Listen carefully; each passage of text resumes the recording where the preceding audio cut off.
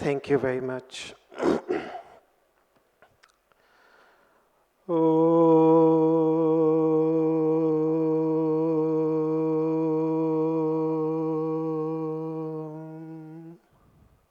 Bhadram no apivātaya manah. Om Shanti Shanti Shanti. Sustainable prosperity in a nutshell.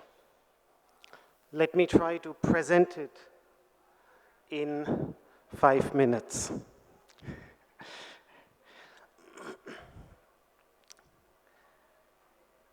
Our respected moderator has already set the tone by mentioning the 4 purusharthas, the 4 human pursuits. The first one is dharma, righteousness, that which supports and sustains the society,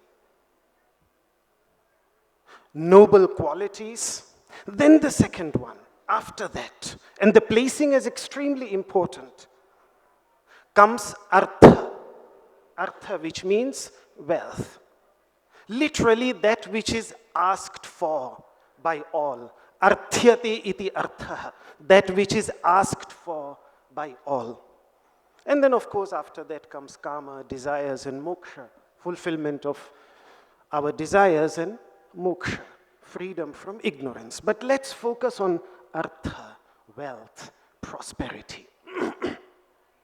Because the masters of this country have dedicated tremendous effort into exploring all these 4 purusharthas, 4 aspects.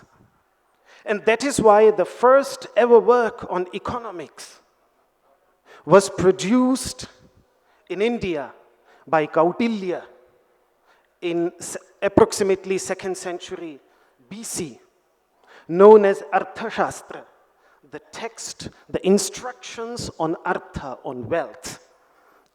And something that we see at the very beginning, something very interesting, how wealth can become sustainable. It's in the very beginning. I don't remember exactly in which chapter. I think it's in the 6th chapter. He says that he speaks about the 6 cardinal enemies. Selfish desire, anger, greed, ignorance, envy, and pride or arrogance. And then he says that if these rule even a king, his kingdom, even if it spreads out in 4 directions, that kingdom will ultimately be destroyed. And that is where I think then within artha itself a higher pursuit, a higher question arose. And one sees this. First I said artha means that which is desired by all, but then a great Vedic grammarian, Yaska, he explains artha, wealth, with a slightly different meaning. He gives a different meaning. He says, aranasthova, that which remains behind after a person is gone. This emphasizes the temporariness of wealth. So this is also important. When we speak of artha, we have to understand that we are talking about something that is left behind after a person leaves. However, the masters continued to explore artha, and then eventually wealth started to be worshipped as a manifestation of the Divine Mother, which is the festival, the famous festival of Deepavali, when Shri Lakshmi, the goddess of wealth, is worshipped. And Shri means that which supports, that which sustains. But it's not only wealth as we understand it. There are Ashtalakshmis, 8 forms of wealth. The one that we understand in English by wealth is just the first one, Dhanalakshmi, wealth, as a manifestation of the Divine Mother, which sustains the society. But then also Dhanya Lakshmi, grain as a manifestation of Lakshmi. These grains which were just given to us as a form of blessing. Then Gajalakshmi,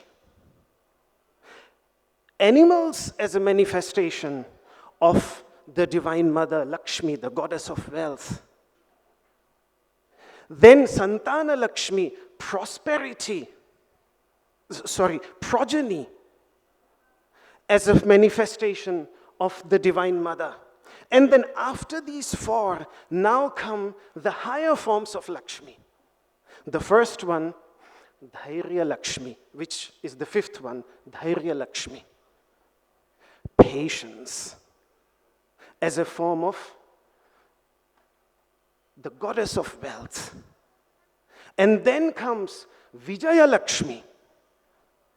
Vijaya means victory, victory over oneself. We have acquired wealth, but are we a slave of ourselves or are we a master of ourselves? That's the question which needs to be asked. And to acquire mastery over oneself, the next manifestation of the Divine Mother is Vidya Lakshmi. Vidya, which means wisdom, as a manifestation of the Divine Mother. And then ultimately, the ultimate source, the energy, the primordial Lakshmi, the supreme energy which manifests in the form of all these forms of wealth, Adi Lakshmi, the primordial Lakshmi. So it is wealth, the goddess of wealth was worshipped in these 8 forms. And that is then which leads to the higher Upanishadic pursuit of Ananda. Now, Ananda is generally just translated as bliss, happiness. But if you look at the word Ananda grammatically, Tunadi Samriddhau, according to Panini's explanation of the root, it means prosperity. And what I understand by that, inner prosperity. A sense of inner prosperity, a sense of inner completeness, fulfillment, which is absolutely independent of external things. Whether the external things are there or not there, this sense of inner prosperity, this Ananda, is absolutely independent of that. That is the search, the ultimate search that we see the Upanishadic masters saying. And even there, the Upanishadic masters, for example, in Kaushitaki Brahmana Upanishad, he says, Nanandam vijijyasita, don't search after Ananda. Anandasya vidyataram vidyat. Try to know and understand the knower of Ananda, the one that experiences that sense of inner prosperity. Why? Why is this important? The answer comes from Maitri Upanishad, that Anandam Vijnanasya Rasaha. Ananda, the sense of inner prosperity, is the essence, is the very juice of consciousness. And that is why this investigation of the fundamental human nature, the true nature of consciousness, that is where the journey of Ananda ends. And if this wisdom, this understanding of one's true nature is at the core of any form of wealth, then that form of wealth will be sustainable.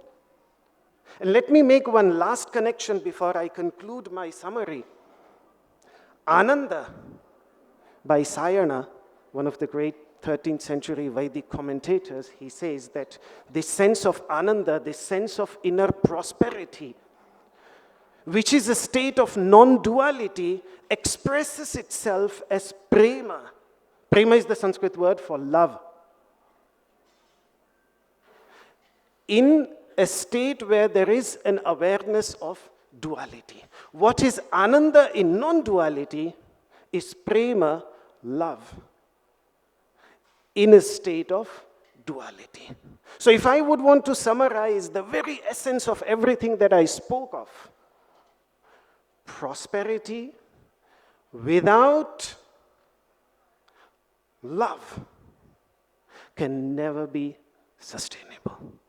Thank you very much.